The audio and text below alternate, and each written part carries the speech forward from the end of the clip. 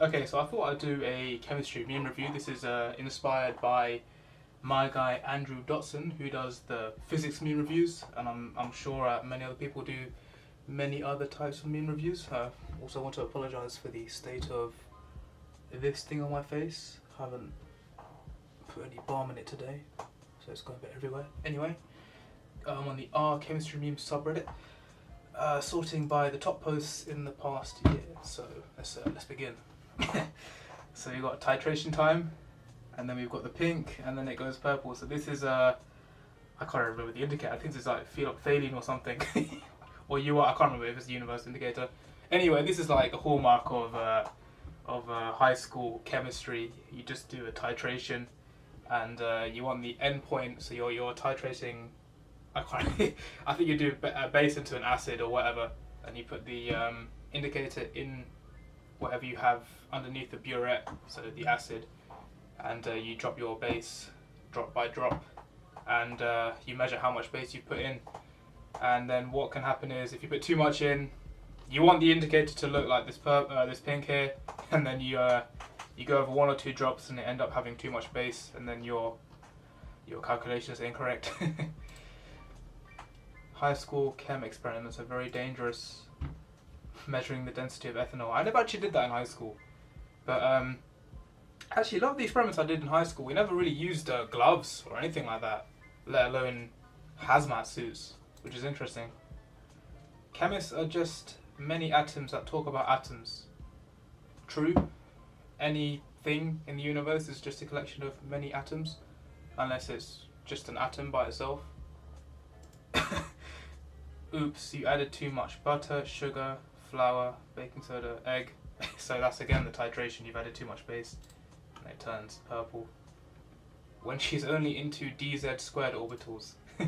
So that's actually the shape of the dz squared orbital.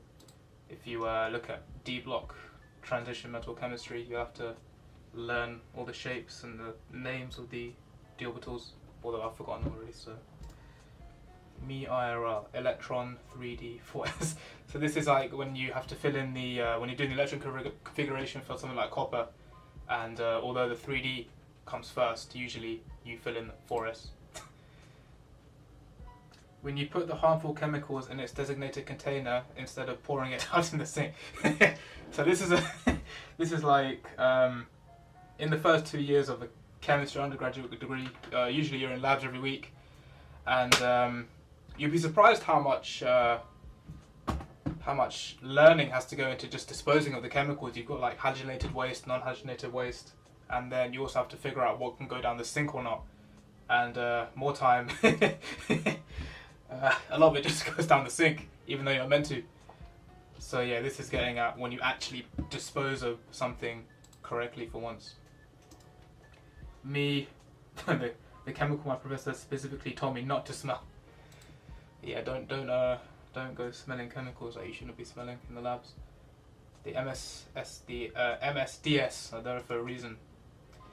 Help, I'm dissolving, but bears are insoluble. That's easy for you to say, you're not polar. Literally anything happens. So noble gases have their valence shells filled, so they're notorious for not reacting with anything, although some xenon complexes have been formed. Stop, you've been visited by Mr. Ketone Cyclo Overlord. Great molecules and prosperity will come to you, but only if you like this post. Wow. When the pH is too low. These problems require basic solutions. Consider this gas ideal. PV equals nRT. Standard Chem 1 question. Doctor Strange knows his chemistry. It's a simple bond, but quite unbreakable. So N2, one of the strongest bonds, if not the strongest bond found in nature. If I love you doesn't have the same meaning anymore. So assume ideal gas, that just means you can use PV equals nRT, probably one of the easiest calculations you'll ever do in chemistry.